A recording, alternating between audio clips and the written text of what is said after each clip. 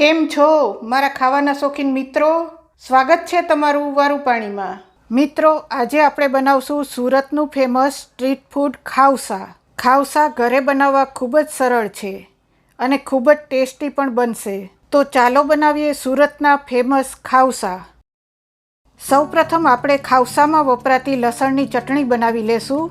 એના માટે એક મિક્સર જારમાં 2 ચમચી કાચા સિંગદાણા લેશું, 15 કળી લસણની લેશું, 2 ચમચી જેટલા ફોતરી ઉખેડેલા દારિયા લેશું, 2 ચમચી લાલ મરચું પાવડર લેશું.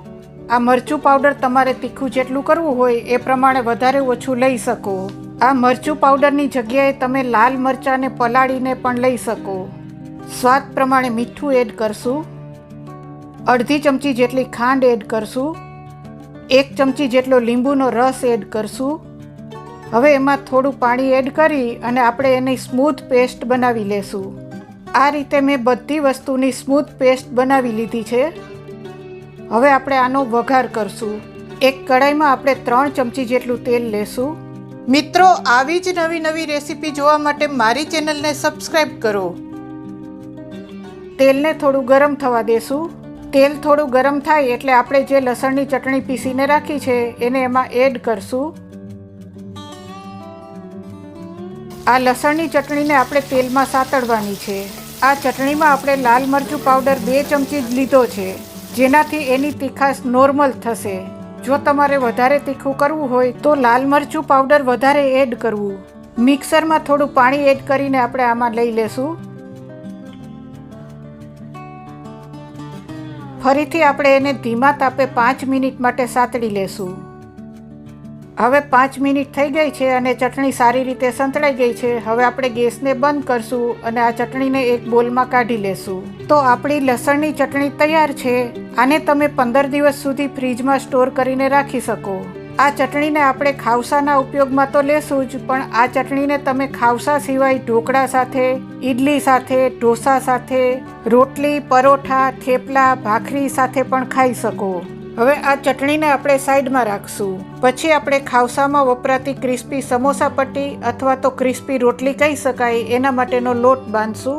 આપણે જેમ પરોઠાનો લોટ બાંધીએ એમ જ આ લોટને બાંધવાનો છે, જેથી આને પરોઠાનો લોટ પણ કહી શકાય.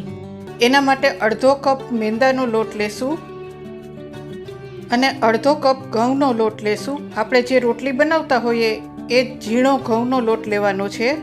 એમાં સ્વાદ પ્રમાણે મીઠું એડ કરશું અને મોણ માટે 2 ચમચી જેટલું ઘી એડ કરશું.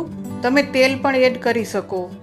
હવે આ બધી વસ્તુને એક વખત સારી રીતે મિક્સ કરી લેશું. પછી એમાં જરૂરિયાત મુજબ પાણી એડ કરતા જશું અને લોટ બાંધી લેશું. આપણે આમાં થોડું પાણી એડ કરતા જશું અને લોટ બાંધતા જશું. મિત્રો, આવી જ નવી રેસીપી જોવા માટે મારી ચેનલને સબસ્ક્રાઈબ કરો, લાઈક કરો, શેર કરો, કોમેન્ટ કરો. આપણે જે રોટલીનો લોટ બાંધીએ એવો સરસ એકદમ સોફ્ટ લોટ બાંધવાનો છે. હવે આપણા પરોઠા માટેનો લોટ બંધાઈ ગયો છે. હવે આપણે એને હાથથી આ રીતે સરસ ગોળ કરી લેશું. ઉપર થોડું ઘી લગાવી દેશું. તમે તેલ પણ લગાવી શકો. હવે આપણે એને ઢાંકીને રાખી દેશું. આ લોટને આપણે અડધી કલાક ઢાંકીને રહેવા દેવાનો છે. હવે આપણે ખાઉસા માટેના નૂડલ્સ તૈયાર કરી લેશું. એના માટે એક તપેલીમાં આપણે 1.5 કપ પાણી એડ કરશું. એમાં થોડું મીઠું અને થોડું તેલ એડ કરશું, જેનાથી નૂડલ્સ ચોટે નહીં. પછી આ પાણીને બરાબર ઉકળવા દેશું. પાણી આ રીતે બરાબર ઉકળી જાય એટલે આપણે એમાં નૂડલ્સ એડ કરશું. થોડીવાર પછી નૂડલ્સને પલટાવી લેશું. થોડી વારે નૂડલ્સને હલાવતા રહેશું અને નૂડલ્સને સારી રીતે બફાવા દેશું. 5 મિનિટ પછી નૂડલ્સનો એક ટુકડો લઈ હાથથી દબાવી અને આ રીતે ચેક કરશું. હાથથી દબાવતા આ નૂડલ્સ તૂટી જાય છે તો આપણા નૂડલ્સ સારી રીતે બફાઈ ગયા છે. આપણા નૂડલ્સ સરસ બફાઈ ગયા છે. હવે આપણે ગેસને બંધ કરશું અને આ નૂડલ્સને એક સ્ટેનરમાં કાઢી લેશું. પછી આ બાફેલા નૂડલ્સ ઉપર થોડું ઠંડુ પાણી નાખી દેશું, જેથી નૂડલ્સ ચોટે નહીં અને છૂટા રહે. હવે આ નૂડલ્સને પણ આપણે સાઈડમાં રાખશું. આપણે જે લોટ બાંધીને રાખ્યો હતો એને અડધી કલાક થઈ ગઈ છે. હવે આપણે એ લોટને એક ડીશમાં લઈ લેશું અને આ લોટને હવે એકદમ આ રીતે સરસ મસળી અને સોફ્ટ કરવાનો છે. ઘઉંનો લોટ અને મેંદાના લોટમાં રહેલા ગ્લુટનને એક્ટિવેટ કરવા માટે આ રીતે મસળવો ખૂબ જ જરૂરી છે. જો લોટ હાથમાં ચોંટતો હોય તો તમે તેલવાળો હાથ કરી શકો. આ રીતે લોટને થોડીવાર મસળશો એટલે લોટ સરસ સોફ્ટ બની જશે. હવે આપણો લોટ સરસ સોફ્ટ થઈ ગયો છે. આ રીતે લોટ સરસ સોફ્ટ થઈ જાય એટલે આપણે હવે એમાંથી લુવા બનાવી લેશું. અત્યારે હું આમાંથી 3 લુવા બનાવું છું. આપણે થોડા મોટા પરોઠા જ બનાવશું. હવે આપણે આ લુવાને સરસ આ રીતે ગોળ બનાવી લેશું. મિત્રો, હજી સુધી મારી ચેનલને સબસ્ક્રાઇબ નથી કરી તો ફટાફટ સબસ્ક્રાઇબ કરો.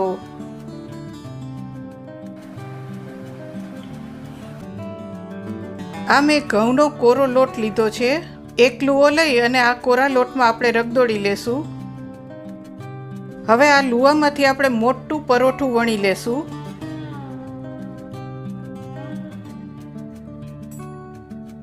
પરોઠાને આ રીતે થોડા મોટા જ બનાવશું અને બહુ જાડા પણ નહીં અને બહુ પતલા પણ નહીં, એ રીતે વણશું.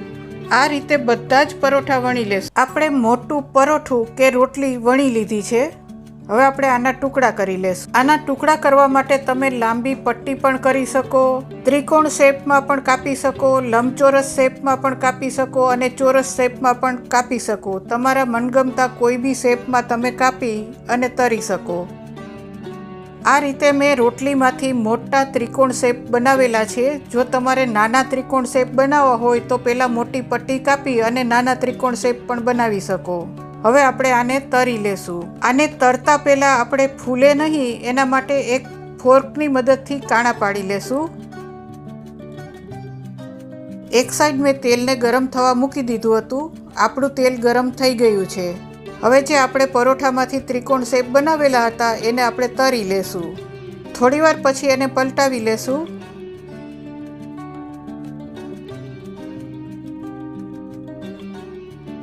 થોડી વારે આપણે એને ફેરવતા જશું અને ગોલ્ડન બ્રાઉન થાય ત્યાં સુધી તળશું.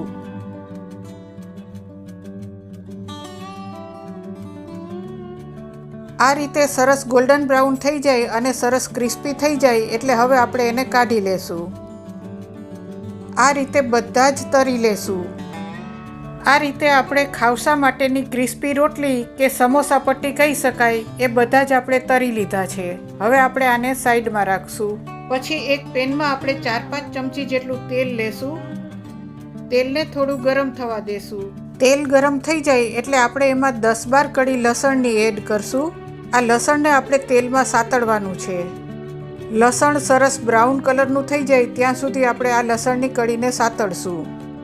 હવે આપણી લસણની કળી સરસ બ્રાઉન કલરની થઈ ગઈ છે. હવે આપણે એને એક બોલમાં કાઢી લેશું. આ લસણની કળીને આપણે ખાવસામાં ઉપર ગાર્નિશ કરવા માટે વાપરશું. હવે આ લસણની કળીને આપણે સાઈડમાં રાખશું. પછી એ જ તેલમાં આ એક ડુંગળી કાપીને રાખી છે એને એડ કરશું. આપણે ખાવસા માટે જે નાળિયેરનું સૂપ બનાવવાનું છે એના વઘાર માટે આપણે થોડા મસાલા સાતળી અને એની પેસ્ટ બનાવવાની છે. 5-6 કળી લસણની એડ કરશું. 1 ઇંચ આદુનો ટુકડો લઈ અને એના નાના ટુકડા કરીને એડ કરશું. 2 લીલા મરચાંના ટુકડા કરીને એડ કરશું. 2 ચમચી જેટલા દાળિયા એડ કરશું. 2 ચમચી જેટલા કાજુના ટુકડા એડ કરશું અને 2 ચમચી જેટલા મગજતરીના બી એડ કરશું. હવે આ બધી વસ્તુને સારી રીતે તેલમાં સાતળી લેશું. આ બધી વસ્તુને સાતળવા માટે આપણે ગેસની ફ્લેમ મીડિયમ જ રાખશું.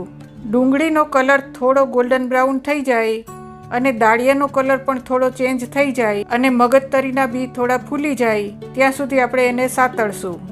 હવે બધી વસ્તુ સારી રીતે સંતળાઈ ગઈ છે. હવે આપણે ગેસને બંધ કરશું અને આ બધી વસ્તુને સારી રીતે ઠંડી થવા દેશું. ઠંડી થાય પછી આપણે એને મિક્સરમાં સ્મૂથ પેસ્ટ બનાવવાની છે. પેસ્ટ બનાવતી વખતે એમાં થોડું પાણી પણ એડ કરશું. બધી વસ્તુ ઠંડી થયા પછી મેં મિક્સરમાં થોડું પાણી એડ કરી અને આ રીતે સ્મૂથ પેસ્ટ બનાવી લીધી છે. હવે આપણે આને એક બોલમાં કાઢી લેશું. આ પેસ્ટને મેં બોલમાં કાઢી લીધી છે. હવે આપણે આને સાઈડમાં રાખશું.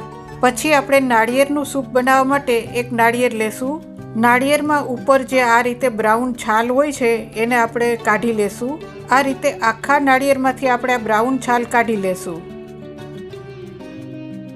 આખા નાળિયેરમાં આ રીતે બ્રાઉન છાલ કાઢી લીધી છે અને આ રીતે આખું વ્હાઈટ ભાગ હોય એના આપણે નાના ટુકડા કરી લેશું. બધા જ નાળિયેરના આ રીતે નાના ટુકડા કરી લેશું. પછી આપણે એક મિક્સર જાર લેશું.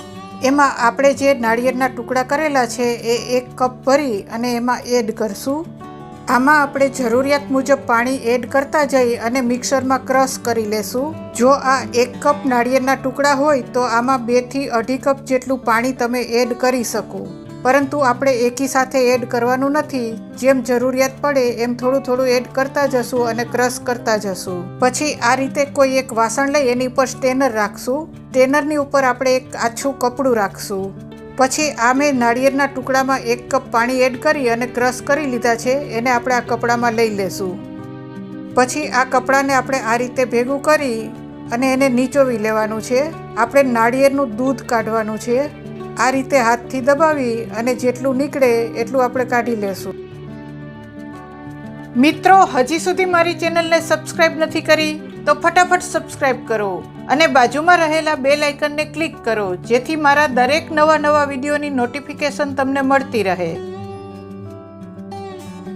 પછી આ કપડામાં ક્રશ કરેલું નાળિયેર જે વધે એને ફરીથી આપણે મિક્સરમાં લઈ લેશું અને ફરીથી એમાં 1 કપ પાણી એડ કરી અને બરાબર ક્રશ કરી લેશું. ફરીથી એને આ કપડામાં લઈ અને નીચોવી લેશું. મિત્રો, આવી જ નવી રેસીપી જોવા માટે મારી ચેનલને સબસ્ક્રાઇબ કરો, લાઈક કરો, શેર કરો, કોમેન્ટ કરો. આ રીતે આપણે નાળિયેરનું દૂધ કાઢી અને તૈયાર કરી લીધું છે. આ રીતે 1 કપ નાળિયેર હોય તો એમાં તમે 2 થી 2.5 કપ પાણી એડ કરી અને આ રીતે નાળિયેરનું દૂધ બનાવી શકો. હવે આપણે આ નાળિયેરના દૂધને સાઈડમાં રાખશું. પછી એક કડાઈમાં આપણે 2 ચમચી જેટલું તેલ લેશું. તેલને થોડું ગરમ થવા દેશું. પછી આપણે જે ડુંગળી, લસણ, મગજતરીના બી, કાજુ, દાળિયા એ બધું સાતળીને પેસ્ટ બનાવી હતી એને એમાં એડ કરશું. આ પેસ્ટને આપણે થોડી સાતળવાની છે. આ પેસ્ટ 1 મિનિટ જેટલી સંતળાઈ પછી આપણે એમાં 1 ચમચી જેટલો ચણાનો લોટ એડ કરશું. ફરીથી ચણાના લોટને પણ એની સાથે સાતળી લેશું. આ ચણાનો લોટ એડ કરવાથી આપણે ખાવસા માટેના સૂપનો ટેસ્ટ પણ સરસ આવશે અને થોડું ઘાટું પણ બનશે. આ ચણાના લોટની સ્લરી બનાવીને તમે છેલ્લે પણ એડ કરી શકો, પરંતુ હું અત્યારે આ બધા મસાલાની સાથે જ એડ કરી અને સાતળી લઉં છું. આ પેસ્ટનો આપણે બહુ કલર ચેન્જ થવા દેવાનો નથી, બસ 2 મિનિટ માટે સાતળી લેશું. પછી આપણે જે નાળિયેરમાંથી દૂધ કાઢીને રાખ્યું હતું એને આમાં એડ કરશું. આ નાળિયેરના દૂધને બધું જ આપણે એકી સાથે એડ નહીં કરીએ, થોડું થોડું એડ કરતા જશું અને મિક્સ કરતા જશું જેથી એમાં ગાંઠા ના પડે.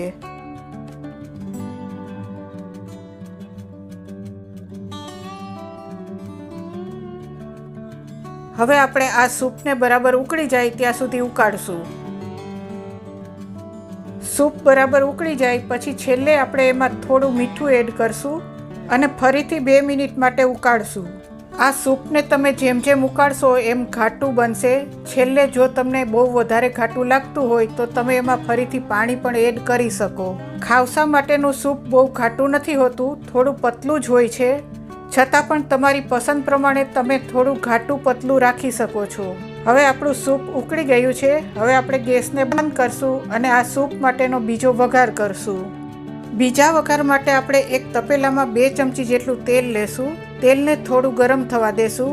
તેલને આપણે બહુ વધારે ગરમ થવા દેવાનું નથી. તેલ થોડું ગરમ થઈ જાય એટલે આપણે ગેસને બંધ કરી દેશું. તેલ જો થોડું વધારે ગરમ થઈ ગયું હોય તો એને થોડું ઠંડુ થવા દેવું. પછી આપણે એમાં 1 ચમચી જેટલું કાશ્મીરી લાલ મરચું પાવડર એડ કરશું અને તેલ સાથે બરાબર મિક્સ કરશું.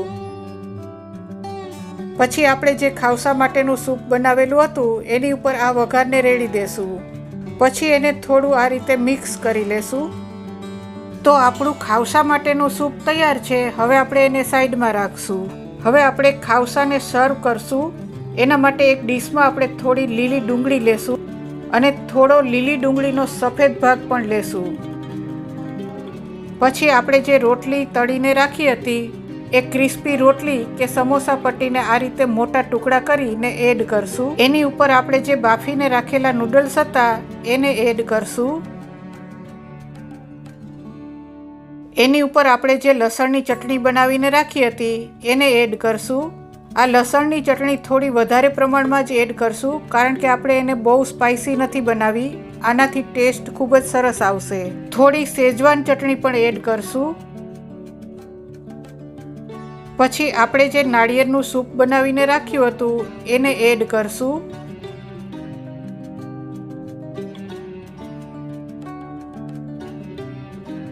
આ નાળિયેરનું સૂપ તમારી પસંદ પ્રમાણે વધારે ઓછું એડ કરી શકાય. એની ઉપર થોડી ફોતરા ઉખેડેલી ખારી સિંગ એડ કરશું. પછી આપણે જે લસણની કળી તરીને રાખી હતી એનાથી ગાર્નિશ કરશું. ફરીથી ઉપર થોડી લીલી ડુંગળી એડ કરશું.